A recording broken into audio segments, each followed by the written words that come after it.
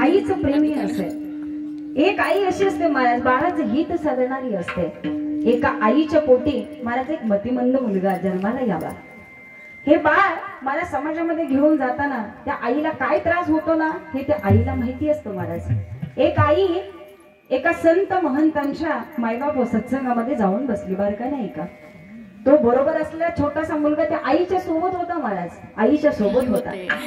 प्रत्येक आईला वाटतं की आपला मुलगा मोठा व्हावा, नाव कमवावं, कर्तृत्व करावं। हा मुलगा मायबाप आईच्या सोबतीमध्ये त्या सत्संगामध्ये आलेला होता।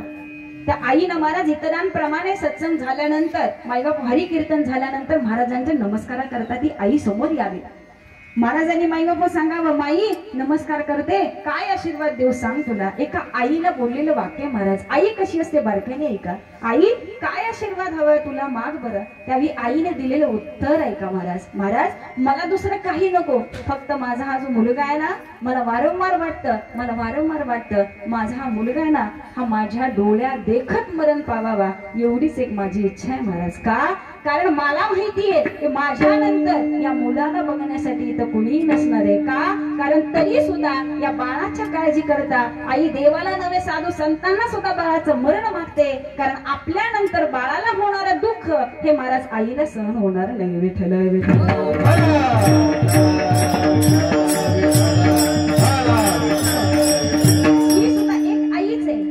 एका आईचं हृदय महाराज। दुसरी आई ऐका, एक आई अशी होती महाराज, एक आई अशी होती, मुली मायबाप पोटी 3 मुलं असावीत, एखादी मुलगी असावी।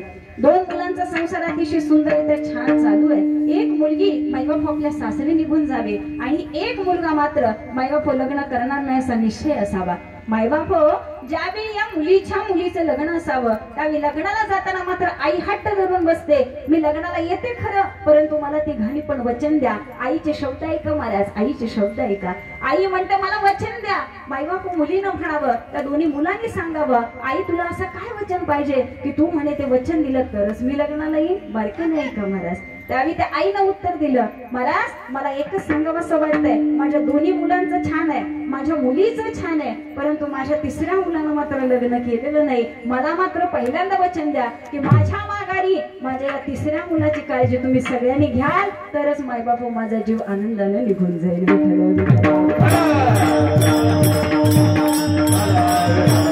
हे वचन घेणारी सुद्धा महाराज ती आईच आहे। पुन्हा पुन्हा सांगावं असं वाटतं, एक बाळ मृत्युमुखी पडावं हे सुद्धा बोलणारी ती आईच आहे। आणि महाराज माझ्या मरणानंतर या बाळाची काळजी तुम्ही घ्यावी अशी सांगणारी ती सुद्धा आईच आहे महाराज। याला म्हणतात आईचे हृदय, कारण दोन्ही आई पाहिल्या तर महाराज तिच्या अंतकरणाची तळमळ आणि अंतकरणात असलेलं प्रेमच महाराज मला दिसून येतं। म्हणून जीवन जगत असताना तुकोबराय सुद्धा सांगतात, आमची खरी माय कोण असेल, आमची खरी आई कोण असेल, तर महाराज आमचे साधू संत आहेत। म्हणून सांगावं असं वाटतं, सवता सागर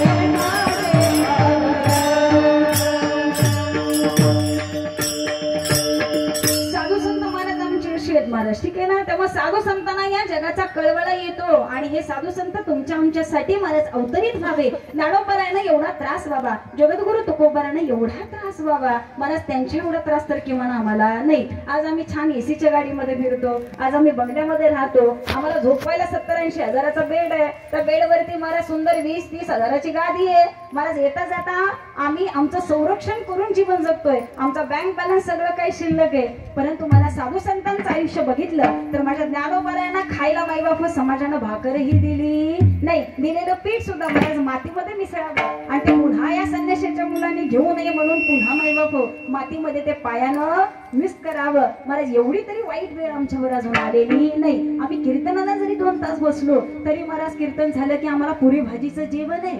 तुकोबारायांनी आम्हाला त्याची सुद्धा सोय केली. नुसतं 2 तास फुलं टाकायला आलो, प्रेमापोटी इथं पोहोचलो तरी महाराज त्यांनी आमची जेवणाची सोय केली. याच्यापेक्षा अजून वेगळं काय असावं. साधू संतांना झालेला त्रास त्याच्या मनानं आम्ही सुंदर आयुष्य जगतोय महाराज. त्यामुळे परमार्थ आम्हाला जीवन जगायला शिकवतो. साधू संतांचं आयुष्य महाराज जीवनामध्ये खडतर आयुष्य जगताना कसं उभं राहावं ना हे सुद्धा आम्हाला करायला शिकवतं. परंतु महाराज ती आई अशी आहे, ते साधू संत आहे, त्यांनी आम्हाला परमार्थ करायला शिकवला, जीवन जगायला शिकवलं. म्हणून साधू संतांनी इतकी कळवळ्याची जाती आम्हाला बघायला मिळू शकत नाही. कारण या जन्ममुडांचा उद्धार करण्याकरता अवतार घेतला तो माझ्या साधू संत रूपी माऊलीनं. म्हणून जगद्गुरु तुकोबाराय आजच्या अभंगाच्या द्वितीय चरणामध्ये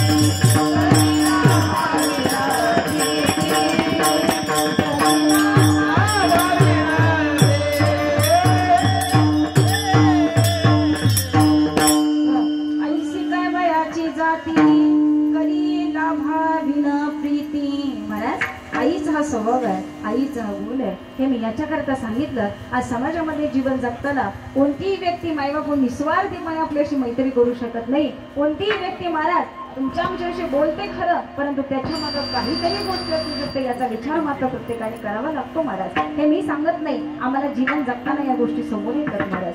आम्हाला आमची नाती आमची खरी वाटत असतात, परंतु जगद्गुरु तुकोबाराय सांगतात या नात्यामध्ये आम्ही इतके अडकतो ना महाराज, या नात्यामध्ये इतके अडकतो. परंतु तुकोबारायांनी अनुभव घ्यावा आणि जगाला सांगावं महाराज मायेमध्ये अडकू नका. म्हणून मगाशी मी सांगितलं या मायेमध्ये अडकल्यानंतर अशी दुर्दशा होते महाराज, याच्यातून बाहेर पडणं एवढं अवघड आहे ना. म्हणून तुकोबाराय सांगतात की नाती गोती कशी आहेत महाराज, नाही रे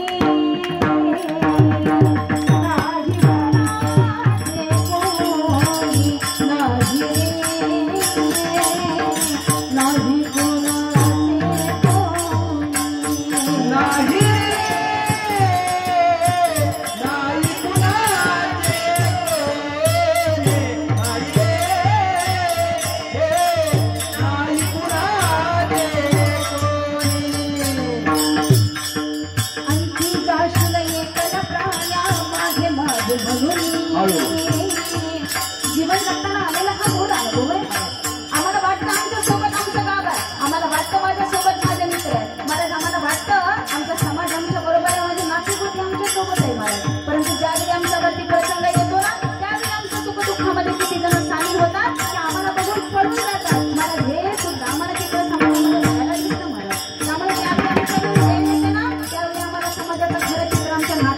चित्र आम्हाला दिसून येतं महाराज. हे मी सांगत नाही, जगद्गुरु तुकोबराय सांगतात. साधू संतांना आलेला हा अनुभव आहे महाराज. ज्याच्यावरती प्रेम करावं त्यानं सुद्धा महाराज विश्वासघात करावा असं चित्र आज आम्हाला कलियुगामध्ये बघायला मिळतंय महाराज. अरे पत्नीला इतकं प्रेम करावं, परंतु ती पत्नी आम्हाला ज्यावेळी सोडून जाते ना त्यावेळी समजतं अरे या पत्नीला आमच्यावरती प्रेम कमी, परंतु आमच्या पैशावरती प्रेम जास्त केलं. अरे पत्नीने सगळं केलं खरं, परंतु खरं या जीवनामध्ये आम्ही सातत्य देतो कोणाला, या जीवनामध्ये आम्ही महत्व देतो कोणाला याचाही विचार करावा लागतो महाराज. साधू संतांनी सांगावं आणि या खऱ्या जगाला ओळखा, इथं खरा कोण आहे ना याचा काय बाबा प्रत्येकाने विचार करा. साधू संतांना आपलं खरं कोण मिळालं, देवाशिवाय इथं आपलं कोणी नाही हे मी सांगत नाही, साधू संतांनी सांगितलं. म्हणून मला जगद्गुरु तुकोबराय सुद्धा तुम्हा मला खरं रूप सांगून जातात. बहिर कोणाचे भाव कोणाचा, कोण कुणाचे सगळे सोयरे, बहिर कोणाचे भाव कोणाचा, कोण कुणाचे सगळे सोयरे.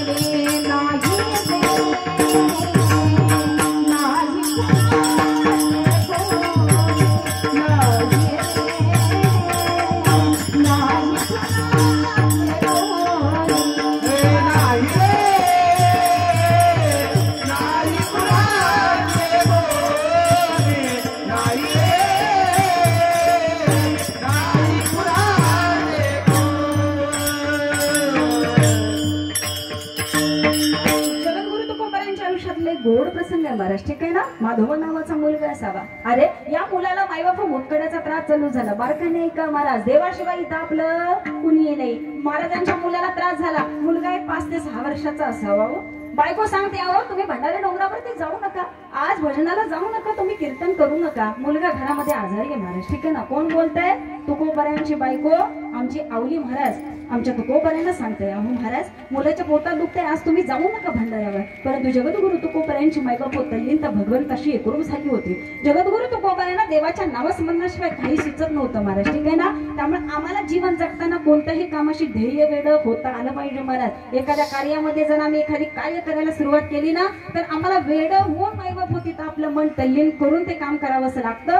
त्यावेळी महाराज त्या कामामध्ये आम्हाला यश प्राप्त होतं. ठीक आहे ना. रात्री सुंदर असं त्या शाळेमध्ये वार्षिक स्नेह संमेलनाचा कार्यक्रम होता महाराज. अगदी त्या लहान लहान मुलांनी एवढं सुंदर कला गुणदर्शन करावं. आपल्या विसापूरची शाळा आहे. ठीक आहे ना. करावं तेवढं कौतुक थोडं आहे महाराज, परंतु आनंद जीवनाचा घ्यायचा आहे. आपली प्रगती ही आपण करू शकतो, फक्त आम्हाला मनावर घेता आलं पाहिजे. आमचं फक्त एवढं होतं की आम्ही मनावर घेत नाही, त्यामुळे आम्हाला ते करता येत नाही. आणि ज्यानं मनावर घेतलं तो तिथं पोहोचलाच म्हणून समजा. आणि मनावर घेणं हा प्रकार माझ्या जगद्गुरु तुकोबरायांच्या आयुष्यामध्ये होता महाराज. ठीक आहे ना. तुकोबरायांनी सांगावं अहो भजनाशिवाय आम्ही राहू शकत नाही. बायको सांगते तुम्ही आज भजनाला जाऊ नका, मुलाच्या पोटात दुखतंय. तुकोबरायांनी ऐकलं नाही महाराज. जगद्गुरु तुकोबरायांनी हातामध्ये चिपळ्या घ्याव्या आणि भंडारा डोंगर गाठावा आणि मायबाप भजनाला जावे. मायबाप आवडीला इतका राग आला. शेवटी ती बायको आहे.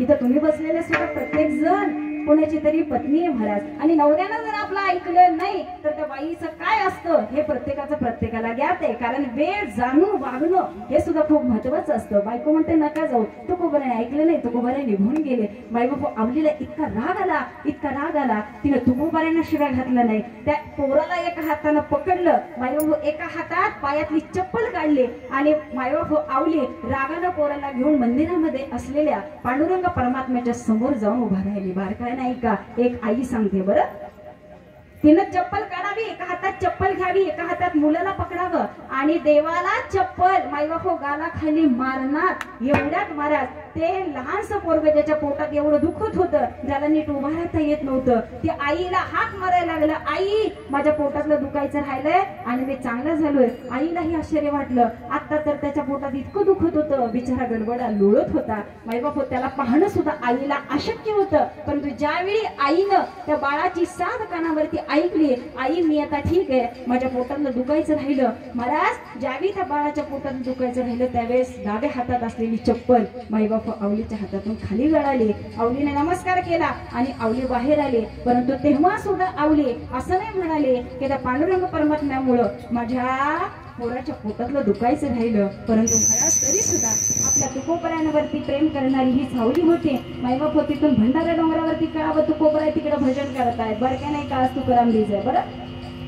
तुकोबराय भजन करताय मायबापू हीच आवली पांडुरंगाला प्रत्येक वेळी शिव्या घालत होती का? कारण या काळ्या विठ्यामुळे माझ्या संसाराचं वाटोळ झालं ही म्हणणारी सुद्धा माझी आईच आहे महाराज, ठीक आहे ना. म्हणून त्या आवलीनं सुद्धा हे सुंदर रूप बघावं आणि आवली माझ्या तुकोपरायण करता भाकर घेऊन भंडारा डोंगरावरती जावी. अहो जाता जाता पायात काटा मोडावा, काय सांगावं. तिथं सुद्धा माझा पांडुरंग परमात्मा मायबापू एका गोरख्याच्या रूपामध्ये यावा, माझ्या आवलीचा पाय स्वतःच्या गुडघ्यावरती घ्यावा, स्वतःच्या जिभेनं मायबापू काट्याची जागा स्वच्छ करावी आणि काट्यानं काटा काढणारा तोच पांडुरंग परमात्मा माझ्या आवलीला दर्शन करता आला. विठ्ठल विठ्ठल विठ्ठल.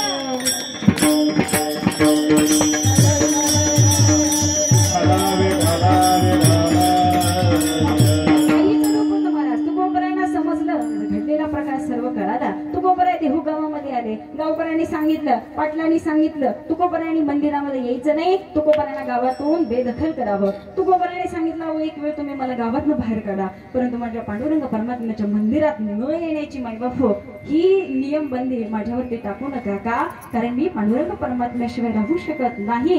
कारण माझं आयुष्य हे आज मी पांडुरंग परमात्म्याला देऊ केलं. कारण माझे गुण आहे तुझं वेद देवा मुकुंदा केशवा नारायणा. रात्रंदिवस वाक्य बोलणारे नामस्मरणात राहणारे तेच माझे जगद्गुरु तुकोबराय होते. म्हणून तुकोबरायांबद्दल अजून काय काय सांगावं महाराज. हीच एक आई अशी असते की आपल्या बाळाच्या सर्व चुका आपल्या उदरामध्ये साठवून घेते. म्हणून या आईबद्दल सांगत असताना जगद्गुरु तुकोबराय आजच्या अभंगाच्या तृतीय चरणामध्ये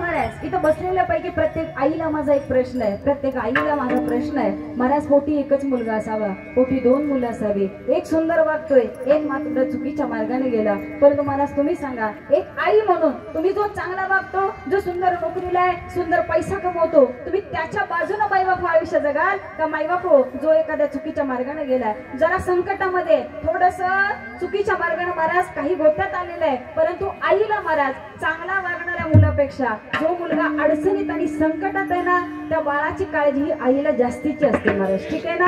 कारण आईला वाटतं जशी ती दोघं जण चांगली राहतात ना, तसा माझा हा सुद्धा मुलगा आनंदात राहावा एवढंच मला बघायचंय. मायबाप होते आईचे शब्द आहेत महाराज. आणि आई बद्दल समाज बोलतो खरं, एक चांगलं निघालं एक वाईट निघालं, मला समाज भरपूर बोलतो, पण या समाजाला सुद्धा पाठीमागं सारणारी तीच एक आई आमच्या आयुष्यामध्ये असते महाराज. त्यामुळे शेवटपर्यंत साथ देणार हे एक तत्व आमच्या आयुष्यामध्ये ज्यावेळेस असतं ना, तोपर्यंत आईमाग हो आम्ही वाघासारखं जीवन जगतो. आणि ज्यावेळी ही आमची आई आणि मातृत्व आमचं हरपतं ना, त्यावेळी महाराज आम्हाला खरंच असं वाटतं की आमच्या आयुष्यातलं कोणीतरी आमचं मोलाचं माणूस निघून गेलं. मी जे बोलते ती वाक्य त्याच व्यक्तीला समजतील, त्याच व्यक्तीला या वाक्यांचं महत्व पटेल. मायबाप हो जी व्यक्ती आई वडिलावरती एवढं प्रेम करेल. विठ्ठल विठ्ठल विठ्ठल.